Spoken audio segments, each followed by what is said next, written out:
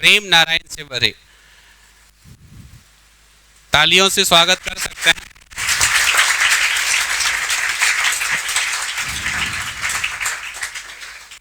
प्रशांत गहलोत,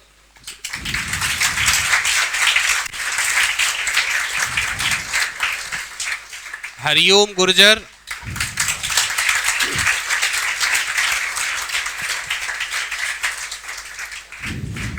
हरिओम का uniform ready नहीं था और उसको जैसे पोस्टिंग इन लोगों की हो गई है, ट्रेनिंग कंप्लीट हो चुका है, तो जहाँ पोस्टिंग है वहाँ के लिए इन्होंने अपना सामान वामान भी रवाना कर दिया है। तो जो यूनिफॉर्म थी उसको तैयार होने में कुछ समय लग रहा था, तो मैंने कहा कि जो है अगर 2 बंदे यूनिफॉर्म में हैं तो उतने से भी काम चल जाएगा। लेकिन मुख्य बात है कि तैयारी से लेकर सफलता तक और उसके बाद ट्रेनिंग तक, क्योंकि यहाँ आप सिर्फ पेपर पास करते हो, पेपर पास करने के बाद जब आप वहाँ ट्रेनिंग के लिए पहुँचते हो तो आप लोगों ने बस सुना है कि ऐसा होता है वैसा होता है, इन लोगों ने उसको जिया है, इन लोगों ने ट्रेनिंग कंप्लीट की है। तो अब हम इन्हीं से जानेंगे कि इनका पढ़ाई से लेकर और आज अपने लक्ष्य तक पहुंचने का जो अनुभव है, जो सीख है, जो सबक है, वो कैसा रहा, क्या क्या रहा और हम लोग कैसे उन चीज़ों को अपनाकर आगे बढ़ सकते हैं। तो वन बाय वन हम इन सब से जानेंगे इनके बारे में, क्योंकि ये अपनी जर्नी बताएंगे आपको। सबसे पहले प्रेम नारायण शिवहरे से जानते हैं, है ना। तो प्रेम नारायण का एक बार हम फिर से स्वागत करेंगे। जय हिंद सभी साथियों को प्रणाम करता हूं मैं अपने गुरुजी जिन्होंने मुझे यहाँ तक पहुँचाया, और धन्यवाद करना चाहूँगा मैं उनका जिन्होंने हर मोड़ पर मेरा साथ दिया। मेरा नाम प्रेम शिवहरे है, गांव मुड़िया खेड़ा। वर्तमान में मैं एसएससी के थ्रू कांस्टेबल जीडी बीएसएफ में चयनित हूँ। अभी ट्रेनिंग किया है हमने 1 ईयर का श्रीनगर में। अभी हमारी पोस्टिंग मेघालय हुई है, तो बीच में समय दिया हमें छुट्टी मनाने का घर पे, तो पता भी नहीं चला कि इतने दिन कब बीत गए, क्योंकि अपनों के बीच रहते हैं तो समय का पता नहीं चलता कि कब बीत जाता है। मैंने अपनी जर्नी स्टार्ट की, जैसे गांव में लोग रहते हैं तो ज़्यादातर सरकारी स्कूल में ही पढ़ते हैं। सरकारी स्कूल में पढ़े हुए 10th तक, 12th भी सरकारी स्कूल से किया हुआ। फिर उसके बाद घर की प्रॉब्लम होती है, मिडिल क्लास फैमिली में होता है ये सब, उसके लिए काम भी किया, फिर पढ़ाई छोड़ दी। पढ़ाई 1-2 साल काम किया, फिर मन नहीं माना कि जाना है कहीं ना कहीं, फौज में ही जाना है। शुरू से ही सोच बना के रखी थी, एक बार को पुलिस में हो या ना हो लेकिन फ़ौज में जाना ही जाना है, ये शुरू से ही तय था। तो फिर काम वाम छोड़ के फिर घर वालों से बोल के तो फिर कोचिंग ज्वाइन की। कोचिंग ज्वाइन किए हुए अब घर वालों की वही दिक्कत, पैसे वैसे ही दिक्कत, तो हमने काम भी किया और प्लस में कोचिंग भी करी। उसके बाद तैयारी की, धीरे धीरे बढ़ते गए और पढ़ाई में इतने निल थे बहुत ही ज़्यादा। कभी कभी मन होता था तैयारी छोड़ ही दें बिल्कुल। कई बंदे हैं इसमें, 1-2 हैं जो मेरे साथ के हैं, उनको पता है, हालांकि वो बाद में आए थे।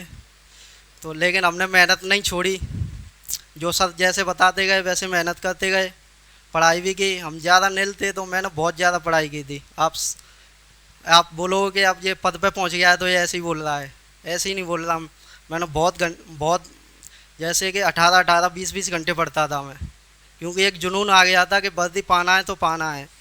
सोना खाना पीना वो बात की बात है, कहीं जाना आना, दोस्तों के साथ घूमना फिरना, सब कुछ बंद कर दिया था मैंने 2 साल के लिए। जब कोरोना लगा था तो मैं बिल्कुल अपने रूम में ही रहता था और पढ़ाई करता था ऑनलाइन।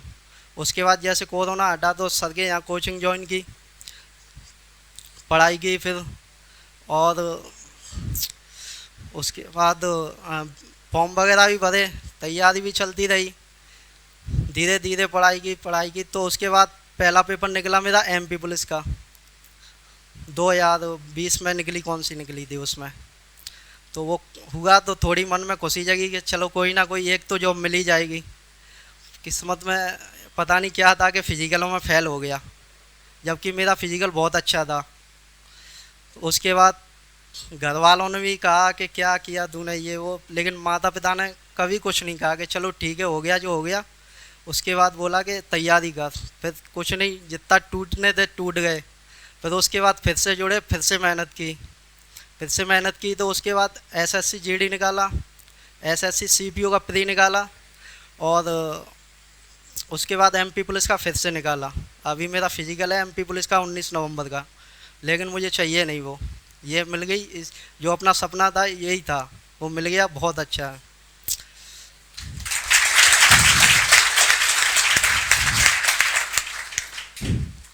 रही पढ़ाई की बात, तो पढ़ाई की बात ऐसी है कि आप जैसे पढ़ते हो ना, तो हमेशा सब कुछ मेल जोल करके इकट्ठा मत पढ़ा करो। आप हमेशा पढ़ाई को जितना भी सिलेबस आप टुकड़ों में बांटो। पहले टॉप सिलेबस को बांटोगे क्या क्या पढ़ना है हमें, उसे टुकड़ों में बांटो। फिर जो चैप्टर है उन्हें टुकड़ों में बांटो, जैसे अर्थमेटिक अलग पढ़ना है, एडवांस अलग पढ़ना है। इकट्ठा पढ़ोगे तो समझ में नहीं आएगा, समझ में आएगा लेकिन उसमें टाइम लगेगा। टॉपिक अर्थमेटिक अलग ले लिया, एडवांस अलग ले लिया, फिर उसमें जो टॉपिक अपन को आ रहे हैं तो उनमें टाइप वाइज लगाओ क्वेश्चन। टाइप वाइज लगाओगे वो बहुत बढ़िया, आपको कोई दिक्कत होगी तो पता भी चल जाएगी। टाइप वाइज लगाओगे, जो क्वेश्चन नहीं आ रहा उसे अलग रजिस्टर में लिख लो। जो भी है ऐसे ही हर चैप्टर में या हर सिलेबस में आप ऐसे ही कीजिए, चाहे मैथ हो, जीके हो, रीजनिंग हो, कुछ भी हो। आप ऐसे करोगे तो मुझे लगता है कि आपको सफलता जल्दी मिल जाएगी। और तो मैं जैसे मैं पढ़ता था तो मेरे पास क्या है ना, नींद का सोने का टाइम ही नहीं मिलता था। तो मैं क्या करता था, रात के 4 घंटे सोने की बजाय 3 घंटे या सोने की बजाय मैं दिन में 1-2 घंटे सो लेता। आप 4 घंटे दिन रात में सोओगे, उसकी बजाय 2 घंटे दिन में सो लो, या 1 घंटे दिन में सो लो, तो रात के 2 घंटे आपके बचे रहेंगे। मैंने देखा है ये करके, और इसलिए मेरा टाइम पूरा होता था, क्योंकि मैं बहुत ज़्यादा पढ़ाई में कमज़ोर था, तो मैं ऐसे ही करता था। उसके बाद जॉब मिली गई और अभी चल ही रहे हैं, और बाकी सब आपका धन्यवाद करता हूँ कि आपने मुझे सुना। और एक बात और कहना चाहूँगा कि कभी भी अपने माता पिता को धोखा मत देना। माता पिता के लिए अपनी मेहनत कीजिए जितना हो सके। आप कितने भी कैसे भी कुछ भी हो, लेकिन माता पिता आपका कभी साथ नहीं छोड़ेंगे। ठीक है, माता पिता को बिल्कुल आप ये नहीं कि झूठ बोल दो उनसे और कुछ भी कहो और कुछ भी करो। ठीक है, तो ये सब मत करना। जो करना है वो साफ मन में बोल दो, पढ़ना है तो पढ़ना है, लेकिन माता पिता को कभी धोखा मत देना, क्योंकि वो जब तक तुम जीवित रहेंगे वो आपको कभी ना तो धोखा देंगे ना कुछ, और हर मोड़ पे तुम्हारी मदद करेंगे।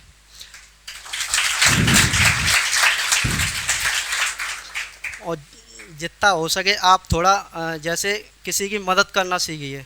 वैसे तो ये है आजकल सभी में, लेकिन हो सके जितना, किसी की कोई परेशान है तो उसको सुनो, मदद करो जितना हो सकता है उससे।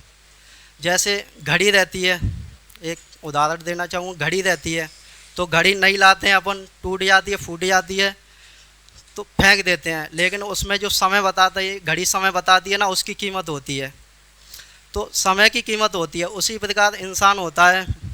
तो इंसान की सुंदरता की कोई कीमत नहीं है, कीमत है उसके चरित्र की। तो उसी प्रकार सुंदरता पे ध्यान ना देके अपने चरित्र पर ध्यान दो, क्योंकि चरित्र एक बार जो बन जाता है वो बन ही जाता है। चाहो तो किसी की निगाहों में गिर जाओ, चाहे उठ जाओ। तो अपने चरित्र को बहुत बढ़िया बना के रखो। और बस धन्यवाद। जय हिंद, जय भारत। एक सबसे बड़ी सीख जो मुझे लगता है प्रेम से आप लोगों को मिली होगी, वो है समर्पण लक्ष्य के प्रति। एक वो है जिसे नींद के लिए समय नहीं मिला, एक हम हैं जिसे नींद से समय नहीं मिला। वर्दी सबको भाती है, वर्दी सबको अच्छी लगती है, पर हर चीज की एक कीमत होती है। जैसे महंगी कार जब हम सड़क पर देखते हैं तो हमें लगता है कितनी बढ़िया है, काश हमारे पास भी होती, पर हर चीज के लिए कीमत चुकानी पड़ती है। इस वर्दी की कीमत चुकाई है, इस वर्दी के लिए त्याग किया है। ऐसा नहीं है कि कोई शुरू से ही बहुत होशियार होता है, ऐसा नहीं है कि जो व्यक्ति सरकारी स्कूल में पढ़ा है वो अपने सपने पूरे नहीं कर सकता, ऐसा नहीं है कि हम अपनी जिंदगी में लक्ष्य हासिल नहीं कर सकते। लेकिन लक्ष्य बनाना एक और बात है, उस लक्ष्य के प्रति समर्पित हो जाना एक और बात है। तो अगर हमें लगता है कि बस 2 घंटे 2.5 घंटे पढ़ के हमको नौकरी मिल जाएगी,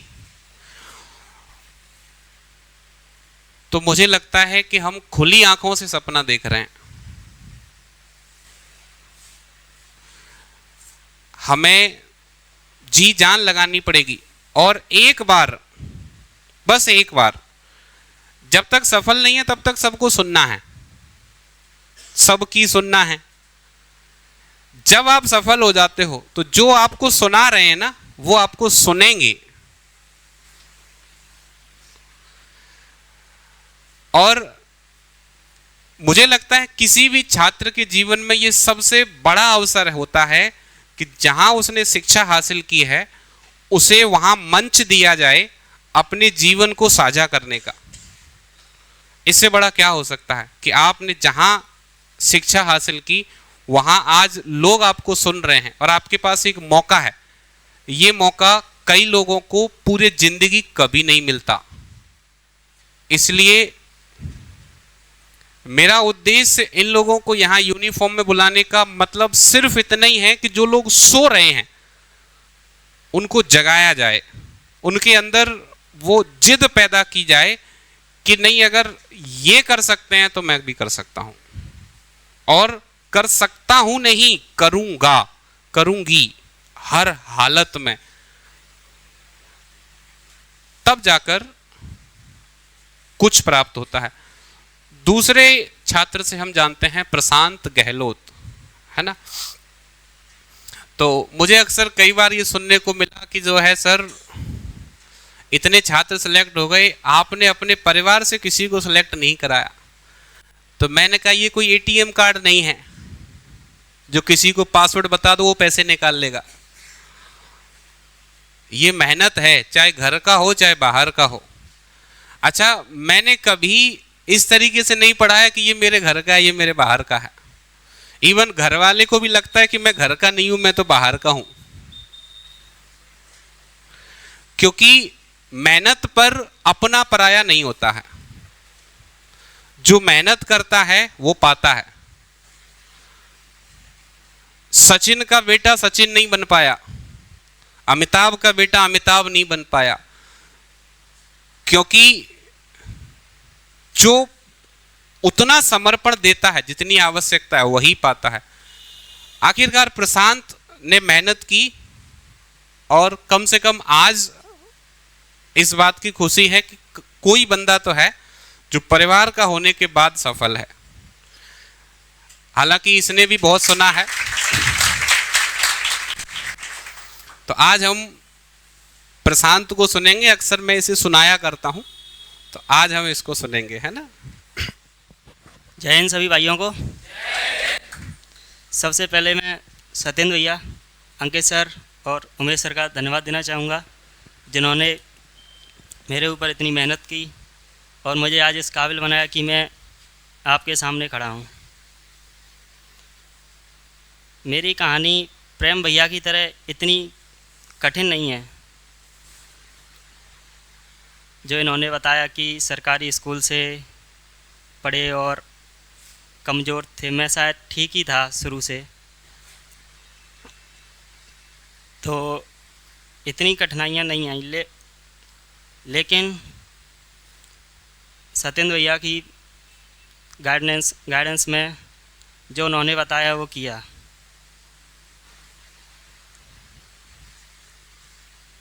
और आप लोग मेहनत करते रहिए, कुछ ना कुछ ज़रूर मिलेगा।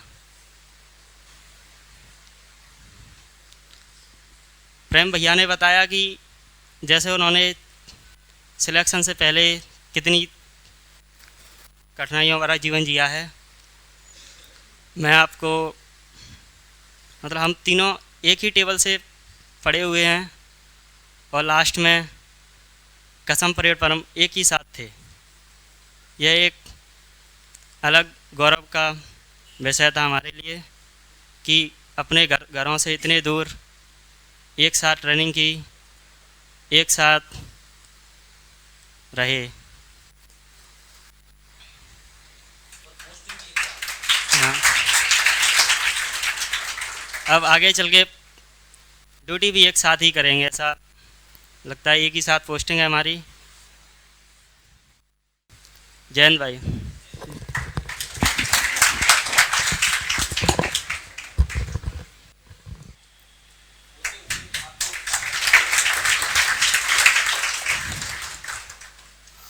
अच्छा, सत्येंद्र सर की बातों से ये मत समझना कि मैं स्ट्रिक्ट नहीं रहूँगा,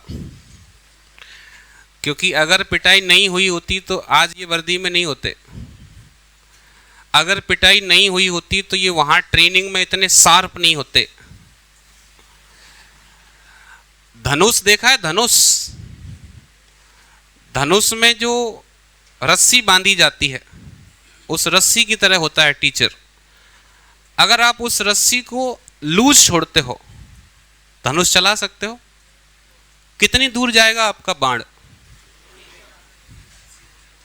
लेकिन अगर वो खिंची रहे, कितनी जितनी आवश्यकता हो, ज्यादा खींचना भी ठीक नहीं है, पर जितनी आवश्यकता हो उतना अगर खींचेगा तो व्यक्ति जिंदगी में वहां तक जा सकता है जहां तक उसको जाना है।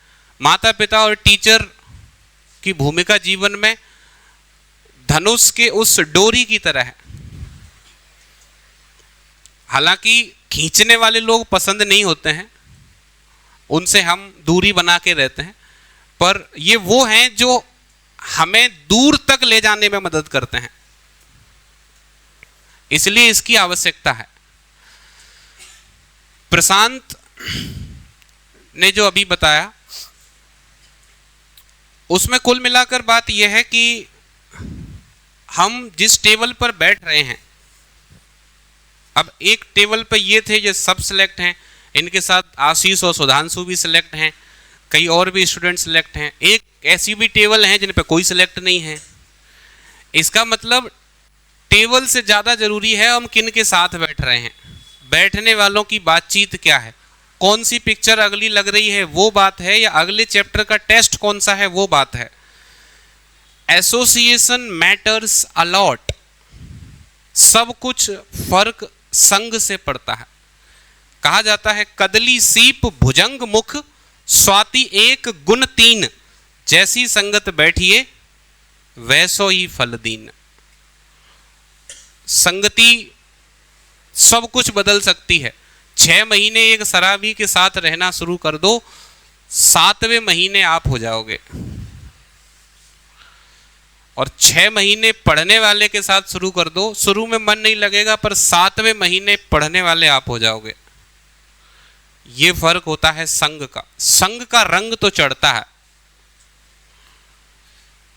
इसलिए संग उनका करना है जो हमसे अच्छे हैं या हमसे बराबर हैं। कमजोर वालों का संग नहीं करना है, क्योंकि तुम उन पे दादागिरी करोगे। फिर तुझे ये भी नहीं आता, देख मैं बताऊं, तुझे ये भी नहीं आता, तो उससे क्या है, वो तो सीख रहा है, पर तुम्हारा ईगो वहीं का वहीं है। जब तक तुम्हारा ईगो नहीं दबेगा तब तक तुम उठोगे नहीं। और ऐसा ही एक छात्र है हरिओम गुर्जर। हरिओम गुर्जर जरूर लिखता है, पर ईगो इस बंदे में कहीं से कहीं तक नहीं था, कहीं से कहीं तक। सीखने की चाह बहुत ज्यादा थी।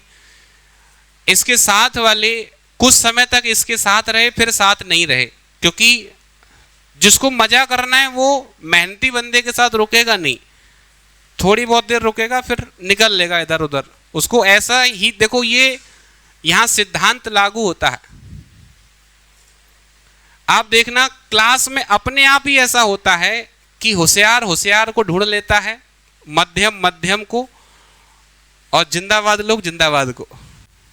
जैसे बारात जाती है तो कुछ लोगों को बताना नहीं पड़ता कि यहां पर कौन से स्थान पे क्या है, वो अपने आप मतलब उनके अंदर वो पावर होती है कि वो मतलब जीपीएस लगा है, ये मान लो, वो ट्रैक करते करते वहां पहुंच जाते हैं। ऐसे हमें ट्रैक करना है अच्छे लोगों को। हरिओम से जानते हैं उनका सफर कैसा रहा, स्कूलिंग से लेके अब तक का, सक्सेस मंत्रा से उन्होंने क्या सीखा, और आप लोगों के लिए पढ़ाई के दौरान उनके जो अपने टिप्स हैं वो आपको पढ़ाई के क्या टिप्स देना चाहते हैं। तो एक बार हरिओम के लिए जोरदार तालियां।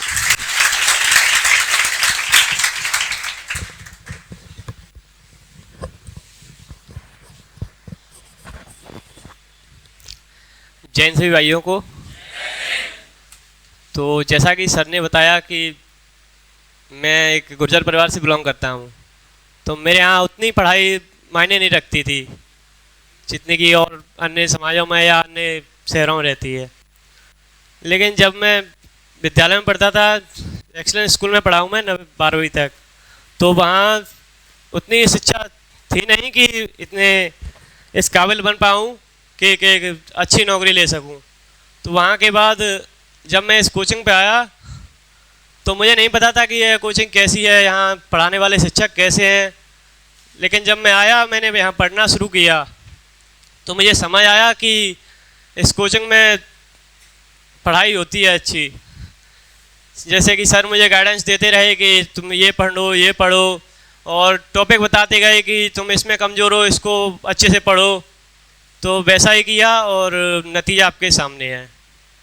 ज़िंदगी में कई उतार चढ़ाव रहे, ट्रेनिंग भी की, ट्रेनिंग में बहुत कई उतार चढ़ाव हुए। फिर मैं याद करता कि मेरे घर वाले, मेरे गुरुजनों जिन्होंने इतनी मेहनत की है, मैंने खुद ने इतनी मेहनत की है, तो सारे ट्रेनिंग भी कट गई। तो ज़्यादा कुछ नहीं, बस अपना एक फोकस रखो कि मुझे ये करना है। जैसे अभी जीडी की अगली भर्ती आ रही है, पेपर आने वाला है, तो 2-3 महीने में इतनी पढ़ाई हो जाती है कि एक जीडी का पेपर निकल जाए। बस अपना फोकस एक उसको निकालने पर रखिए कि मुझे ये पेपर निकालना ही निकालना है। और बाकी सब ये गुरुजन हैं, ये बताते रहेंगे कि क्या करना है क्या नहीं, कैसी संगत में रहना है, कैसे पढ़ाई करनी है, कौन सा टॉपिक पे ज़्यादा ध्यान देना है। बस यही करने से सफलता मिल जाएगी। जय हिंद।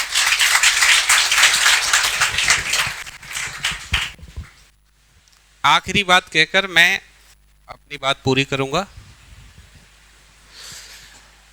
मैंने जब 12th पास किया था, तो 12th पास करने के बाद उस समय सबसे पहला एग्जाम था नेवी AA। 12th के जस्ट बाद ही दिया था, मतलब मई में रिजल्ट आया था, शायद जुलाई अगस्त में एग्जाम था, जुलाई में एग्जाम था। उस समय जब मैं पार्टी दे रहा था सिलेक्शन की पहली भर्ती में, तो मेरा एक फ्रेंड था, अभी भी है, पर अब चूंकि व्यस्तताएं ज़्यादा हैं तो बातचीत तो उतनी नहीं हो पाती, 7 दिन में एक बार, 10 दिन में एक बार ऐसे बात होती। तो हम लोग चीनी हलवाई पे थे, क्योंकि वही जो है मुरैना में फेमस है। तो उसने कहा कि सब लोग तो जो है बोला थोड़ा इसमें चटनी और दे दे, 2 समोसे और दे दे। अब वो खा तो रहा था, पर वो थोड़ा विचार कर रहा था। मैंने कहा तू समोसे में क्या विचार कर रहा है, खाओ पियो अच्छे से। तो बोला नहीं, मैं ये सोच रहा हूँ उमेश कि वो दिन कब आएगा जब मैं भी पार्टी दूंगा।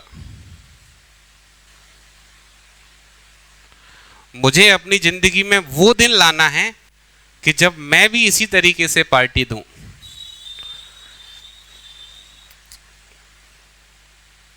मुझे लगा कि हाँ, सोच ऐसी भी होती है। एक और बंदा था, वो कह रहा था मेरा हर साल 3,60,000 का नुकसान हो रहा है। मैंने कहा तेरा नुकसान कैसे हो रहा है? बोला एयरफोर्स में मैं लग जाता, 30,000 रुपए मिलते महीने के, 30,000 गुणा 12, 12 तिया 36, 3,60,000 का नुकसान हो रहा है। अच्छा, मैं आपको बता दूं, वो दोनों ही बंदे आज सिलेक्ट हैं।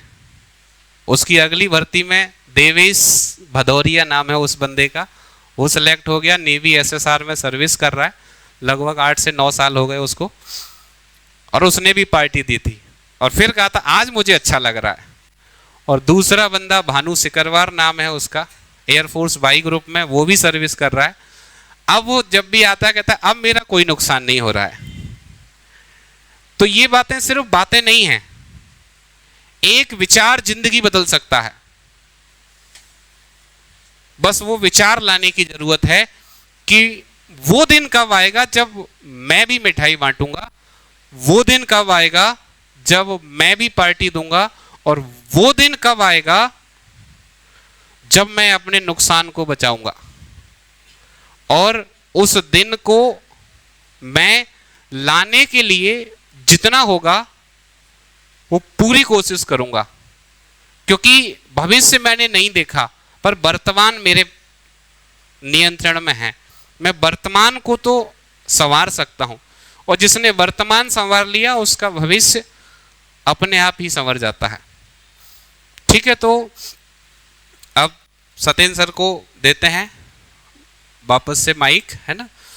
तो थैंक यू। बाकी वैसे तो आपने सुना होगा कई बार कि आसान नहीं होता फौजी कहलाना मेरे दोस्त, जज्बातों को पिघलाकर रगों में लोहा भरना पड़ता है।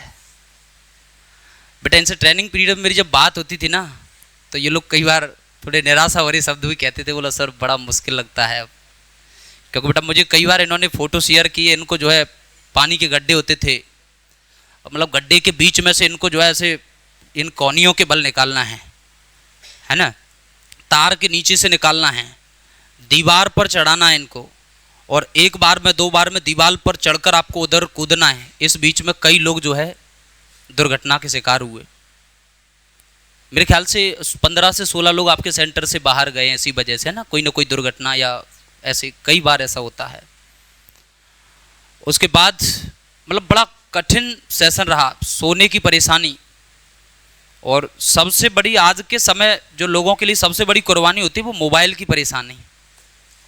हालांकि कुछ तो इसमें सातिर चोर हैं, है ना, वो 2 रखते थे, एक जमा कर दिया और एक जो है उपयोग।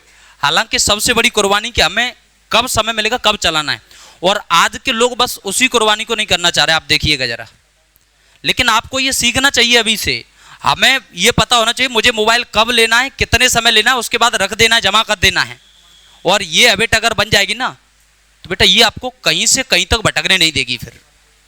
इसलिए आज के समय में बहुत बड़ा चैलेंज है अपनी इंद्रियों पर विजय करना। इंद्रियां बहुत सी जगह विजय कर चुकी हैं, लेकिन मोबाइल पर आकर थोड़ा सा विचलित हो जाती हैं, है ना। इसलिए उन पर भी थोड़ा काबू करना है, और इतना करना है कि उसकी कितनी ज़रूरत है उतना ही उसका उपयोग करते हुए आगे बढ़ना है, क्योंकि हमारा लक्ष्य उससे ज़्यादा ज़रूरी है। ये लोग टूटे फूटे फ़ोन चलाते थे, मुझे कल थोड़ा अच्छा भी लगा, थोड़ा बुरा भी लगा। कल वो प्रशांत S23 अल्ट्रा मंगा रहा है मेरे सामने, है ना। इट मीन्स मुझे इस बात की खुशी है कि आज ये लोग अपनी कमाई से अच्छी ज़िंदगी अपने हिसाब से, वैसे तो ये है कि शौक़ तो माता पिता के पैसे से ही पूरे होते हैं, अपने पैसे से ज़रूरतें पूरी होती है।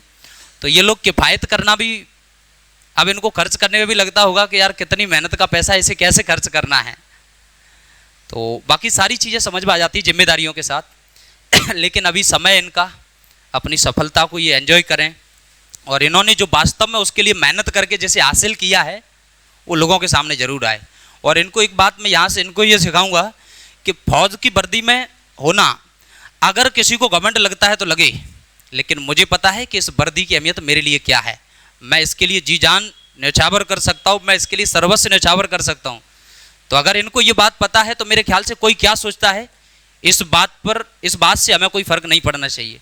मैंने पिछले कुछ समय पहले एक कथन आपके सार्वजनिक किया था, कुछ रीत जगत की ऐसी है, हर एक सुबह की शाम हुई, तू कौन है तेरा नाम है क्या, सीता भी यहाँ बदनाम हुई, फिर क्यों संसार की इन बातों से भींग गए तेरे नैना, कुछ तो लोग कहेंगे लोगों का काम है कहना।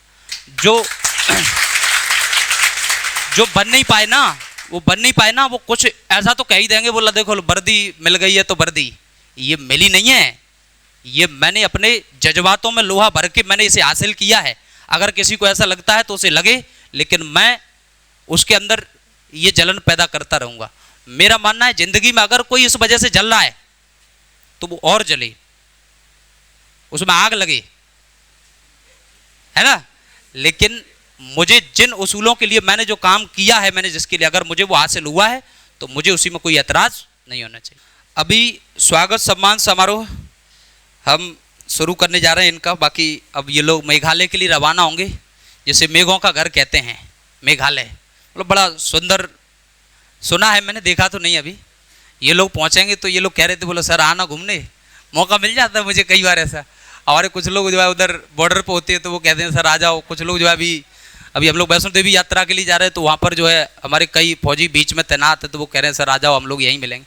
अच्छी खुशी तब मिलती है जब, क्योंकि मेरे अंदर दुख बहुत ज़्यादा है, मैं मतलब सताया हुआ व्यक्ति हूँ, है ना।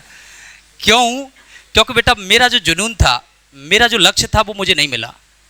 उसका कारण, क्योंकि मुझे बहुत शौक था बेटा वर्दी पहनने का, लेकिन मेरी एक डिफ़िकल्टी, मेरी उंगली टेढ़ी थी, इस वजह से मुझे फौज ने मतलब लात मार मार कर निकाला, ऐसे समझ लो। क्योंकि मैंने अपना पूरा काम जिम्मेदारी से किया। मैंने पेपर पास किया, मैंने फिजिकल पास किया, 100 नंबर लाया, पेपर में भी 95, 90, जहाँ जैसा ज़रूरत हुई वैसे नंबर लाया, पास हुआ। लेकिन जहाँ मेरा बस नहीं था वहाँ जाकर उन्होंने मुझे ठुकराया।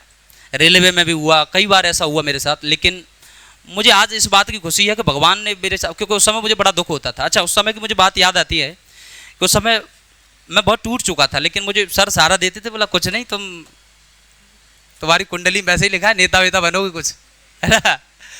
तो बोला थोड़ा भगवान ने क्या पता तुम्हारे लिए कुछ अच्छा सोचा हो। लेकिन तब ये बातें ऐसी लगती थी कि केवल ये सहानुभूति दी जा रही है। लेकिन आज वास्तव में समझ में आया कि मैं जो नहीं कर पाया, ईश्वर ने वो मेरे लिए सोच के रखा था। आज मैं जहाँ भी फ़ोन करता हूँ वहाँ से मैं जानकारी, कई लोगों को फ़ोन आते हैं सर उस सेंटर पर कोई अपना है क्या, तो मैं खोजता हूँ उस सेंटर पर, जैसे ही रिपोर्ट देखी तो समझ में आ जाता है कि वहाँ भी है। इस बात से खुशी मिलती है कि मैं नहीं जा पाया तो क्या हुआ, आज हमें जहाँ भी ज़रूरत होती है वहाँ हमारा एक जवान खड़ा होता है ना। तो अभी अंकित सर आपके बीच में कुछ अपनी बात रखेंगे। अंकित सर के विचार थोड़ा सा जानेंगे आप लोग। सबसे पहले आप सभी लोगों को जय हिंद। जैसा कि सभी को पता है,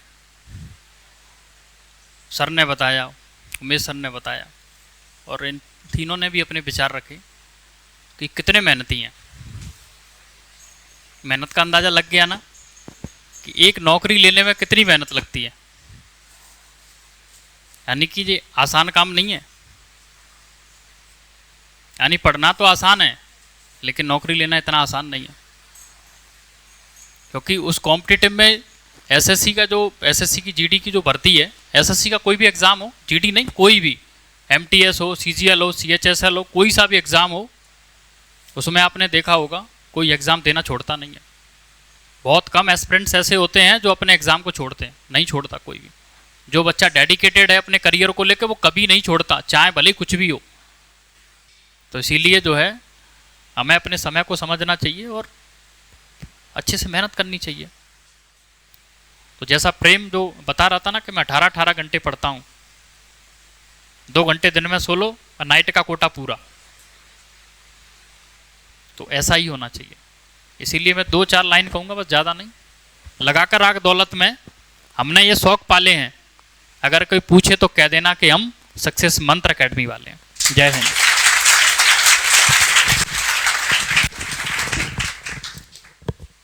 अच्छा, इसका बिल्कुल भी मतलब ये नहीं होता है कि आप लोग मेहनत नहीं कर रहे हैं ना, आप लोग मेहनत नहीं कर रहे हैं, इसका ये बिल्कुल भी मतलब नहीं है। लेकिन हमारी मेहनत तब मानी जाती है जब हम सफल होते हैं। बेटा आप में से कई लोग बहुत मेहनत कर रहे हैं, लेकिन बेटा कोई ना कोई तो कमी है अभी, बस उस पर काम कर लो, हमारी मेहनत साकार हो जाएगी। नहीं तो इतनी मेहनत के बाद जब लौट के जाएंगे ना, तो इस मेहनत को कभी कभी सोचेंगे ना तो थोड़ा दर्द होगा। इसलिए इसमें कुछ और जोड़कर इसको लक्ष्य तक पहुंचा दो, है ना। तो बाकी सर, उमेश सर, माल्यार्पण के माध्यम से हम इनको जो है सम्मानित करेंगे। ये लोग अपने प्रथम चरण को पूरा करके आए हैं, जो कि बहुत मुश्किल भरा चरण होता है, आप लोग देखेंगे, क्योंकि फौज में ट्रेनिंग करना इतना आसान नहीं है।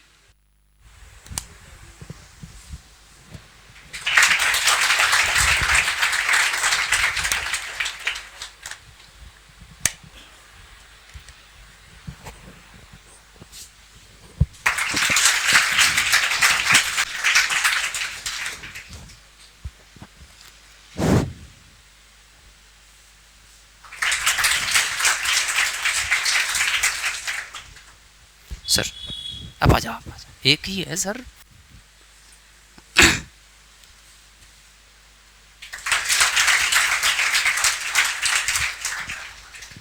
ये दिन आप सभी के जीवन में बहुत जल्दी आए।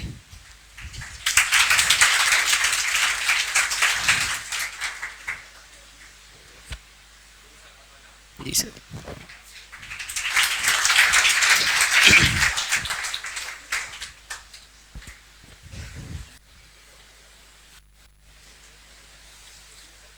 ठीक है, आ जाओ, यहां से शुरू करते हैं। अच्छा, मुझे बड़ा अच्छा फील होता है ना, मुझे आपको माला पहनाने का अवसर मिले। हालांकि मुझे अवसर बहुत मिले हैं है ना, लेकिन यहाँ जो सफलता के बाद की जो माला होती है ना, ये बहुत कीमती है।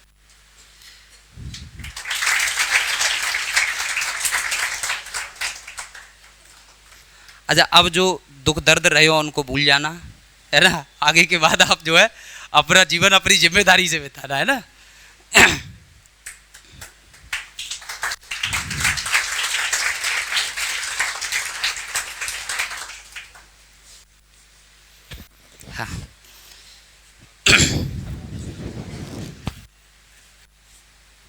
बस बस ऐसे ठीक है, आज का दिन तो आपका है। हरे कृष्ण,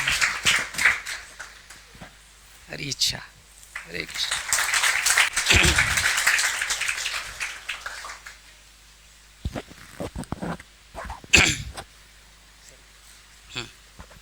बस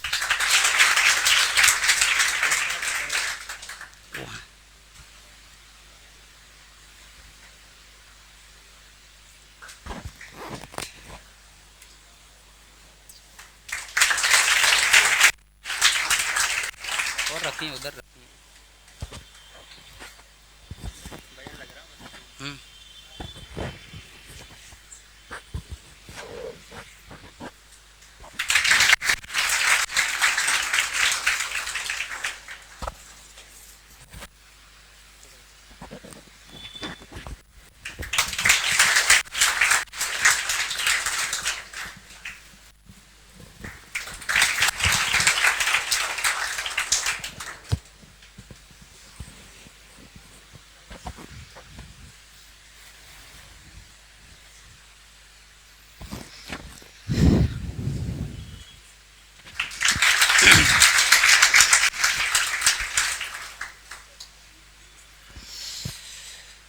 तो साथियों, पहले एक फोटो है ना,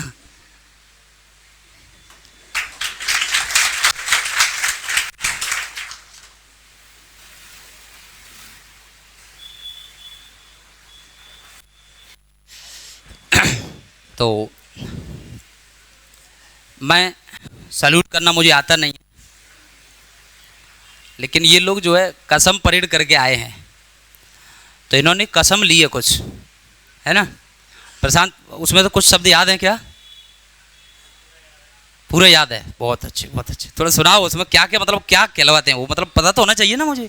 हाँ, क्या कसम होती है इस प्रकार की, मैं भारत माता की शपथ लेकर प्रतिज्ञा करता हूँ कि मैं भारत माता की रक्षा के लिए मैं संविधान के सभी नियमों को मानूंगा। मैं भारत के राष्ट्रपति एवं उन सभी अधिकारियों को जिन्हें मेरे ऊपर नियुक्त किया गया है, उनके सभी आदेशों का पालन करूंगा। मुझे जहां कहीं भी जल, थल, नभ के रास्ते भेजा जाएगा, मैं खुशी से जाऊंगा, चाहे इसमें मुझे अपना जीवन ही बलिदान क्यों ना करना पड़े।